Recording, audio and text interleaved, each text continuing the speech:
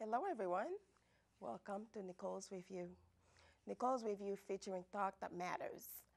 In today's segment, we have Mr. Jacques Parent. Mr. Jacques Parent is the Secretary Executive for OSDCP, correct? It's actually your OSDPC. OSDPC. Just want to get it correct. Okay, Mr. Parent, please tell us about yourself. Well, thanks for having me on the show, Nicole. As you stated, my name is Jack Parent, and I'm the Executive Secretary for OSDPC, which stands for Organization of Support to the Development of the Plateau Central in Haiti. One of the key things as we do is reach the far most remote areas in Haiti and providing services and resources. Excellent. Tell me a little bit about that. Well, the organization itself started about 4 years ago, and one of the key things that we wanted to do was to look at what was happening in Haiti, and seeing how we in America can actually provide a helping hand. So when all the key members of the organization met, what we had said was not only do we want to create an avenue of resources to impact some areas, but we want to highlight and pinpoint the areas that were receiving less or no services. Excellent. That's great. Thank you very much. Now, what is your role and Well, in the organization, well, I true. I mean, I do a lot of things. Yeah. I mean, the title itself, being the secretary, I'm in charge of the records, and also with the minutes and setting up a lot of different things. We have numerous committees, whether it be the education committee, or it's the healthcare maintenance committee, or the environmental and ecological committee. So my responsibility is to actually be on each of these committees, and to basically support these meetings. excellent. Now, what is your leading project at this moment for the organization? Sure, we have numerous projects, but the leading project that we have at the moment is a vocational technical school that we're about to break ground very shortly. As we talked about the earthquake and its aftermath and what Haiti needs, we identified vocational training as being key for the country itself, particularly those regions of the center of the plateau. So the goal and initiative is to actually develop programs in plumbing, carpentry, and electrical services. So this way, the people in the outskirts can actually have a training or a proper tool that they can utilize themselves to take care of themselves and their families. Sounds like a wonderful project. It is. Yeah. It's very great project, a nice initiative. But the key thing is to be able to assist the families, but also provide a sustainable resource that they can use today and tomorrow and forever. Yeah. And that's a key thing. I And Haiti needs it. Haiti needs sustainable resources. Yeah, we do. It's easy to bring resources to Haiti. It's easy to bring food, water. Keep it. Exactly. But the key thing is you need to be able to provide a mechanism for the people in the country to create their own ways of living. But the key thing is to educate them and provide them that avenue and provide them that, intellect and skills and capabilities to actually do these things. That's wonderful. That's wonderful. Now, do you have a team in Massachusetts or any other states? Sure, we have a team in Massachusetts. The board of directors actually reside in Massachusetts. And we also have a team operating in Haiti. They do the day-to-day operations and supervise the operations on the ground. And the members here, we rotate on the steering committee to actually go visit the projects and to monitor the projects and to provide guidance and supervision as well. And including that, we also have local and distant partnerships in Canada, in New York, Florida, in That's New York excellent. as well. Because one of the key things, as I mentioned with the organization, we're a support organization. So we can actually go and assist other organizations who have ongoing initiatives as well. So while we have our own initiatives that we launch, but we also support Others. development of other organizations as well. Wow, that's great. I think this is such a wonderful organization. Now we'll be talking a little bit about the marine part of your life. I have another question. Now, how do people get involved if any other people in Massachusetts would like to volunteer into your organization? Sure, there's always room for volunteers.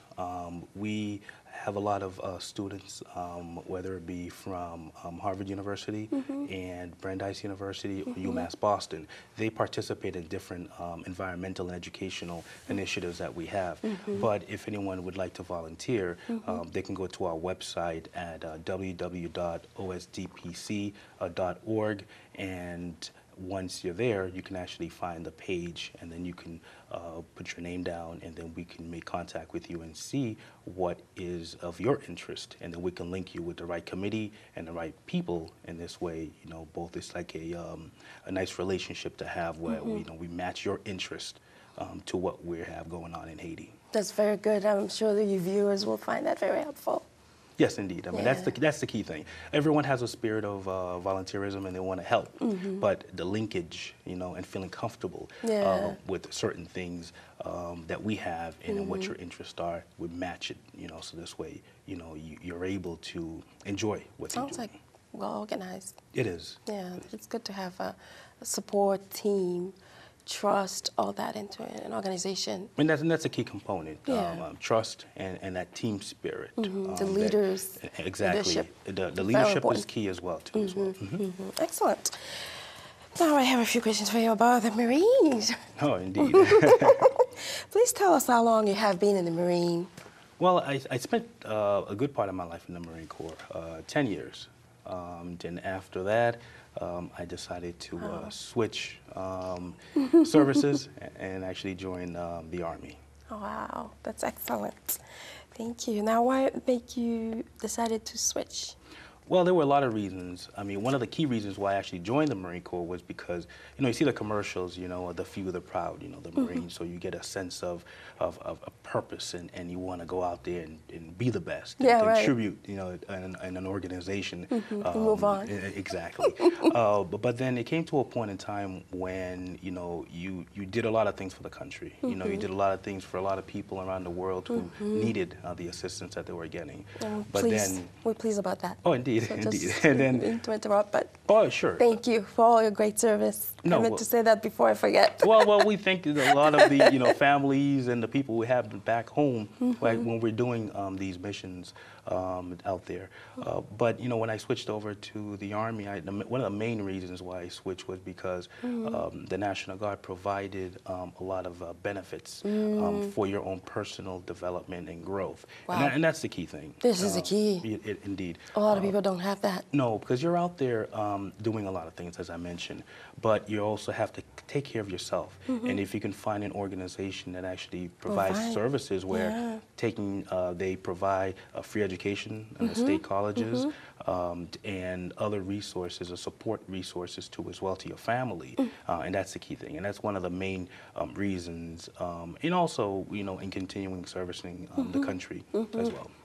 Having a program that would provide you with education and with your family, I think that would be the best. Well, of course, we always say, God, country, core, and next after that, you have your family. So the family is a key component in that mixture. Now, tell us a little bit about your role in the military. One of the roles that I have in the military presently, I'm the Assistant Operations NCO for the Military Family Support Center in Wellesley. And that program under the Deployment Cycle Support is a program that was developed to support families. And you'll hear me reiterate a lot about support, and that's a key thing the military has been pushing. Not that they haven't pushed in the past, but they're highlighting a lot of key things and seeing a lot of things that are happening when service members return from overseas, and plus to the families here that are there that live in the States or in different countries and things like that.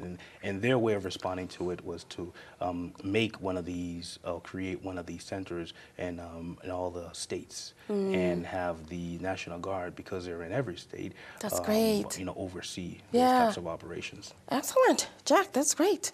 Thank you very much. Now, what are the social activities that are provided for families? There are many things that the families can highlight and take advantage of that are of support in nature. We always talk about Military One Source. And the reason why we talk about Military One Source is because it is that place that a family can go to obtain anything that Wow. they're looking or they seek. Sometimes you don't have guidance. You know, you come to a different state, you just move into Massachusetts. Where do I go? Right. How do I get this? How do I get that? I don't have a Exactly. family member. But the military is your family, and Military One Source will link you to the correct services. Like if you need a babysitter, they're there. You know, they can provide that. If you need some sort of maintenance, help, whatever the case may be, that's Wow. the one place that you can actually go to Wow. actually seek or ask for these types of services. There's Military One. Military One. Military One Source. Source. Military One Source. Okay, so is it abbreviated or is it just military? Well, it's abbreviated as MOS. Okay, but, MOS. But you know, if you go to www.militaryOneSource.com, Okay. There you can have, you will find. That's great. You know, you name the service that's, you know, the military has for support in nature, you will be able to find it there. Excellent. It's great service. It is. What are the other responsibilities that you could share with the viewers that you had or you have now with the military? Well, within the program itself, one of the main things that we do is coordinate services throughout the state.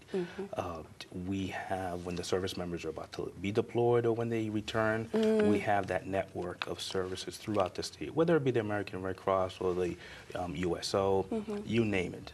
They come together during at a seminar that we put together for the service members and families, and this way these families and service members can obtain the resources that they need. So the key thing is, before you leave, we'll prepare you, prepare your family to understand, okay, you're leaving, and your role as being the spouse, whether it be the wife or to be the husband, you're the leadership, or you were the Baby's key mama. person. Exactly. But the key thing is to understand that when your spouse leaves, that Yes. role changes. So we condition or prep you to understand that, you know, you do have a support network, but Okay. these are the things to look out for. Yeah. So this way, if something happens out there and the service member is concentrating on And their your mission families. over, then something happens to your family, then we can provide services and support here. Now, we do the same when you return. We kind of teach you and educate you on reintegration and showing you how it is the path, you know, when you return back to understand, well, your life pretty much stopped and then you left. But for the family, it kept, you know, living and growing. Right. So when you return, you have to understand the dynamic changes. And, you know, It's hard. It is hard because you were number one, now you stepped out of it, now your wife or your husband became number one. So now you have to understand, you know, the growth and understand how to put yourself back into the family life. Sounds so difficult, but I'm sure it can be done.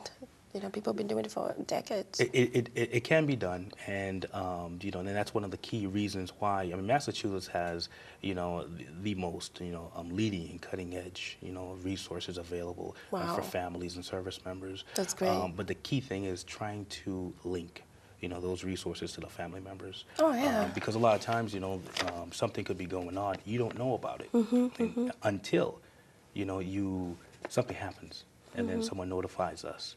But then maybe we could have prevented it. Maybe we can, you know, soften whatever the impact was.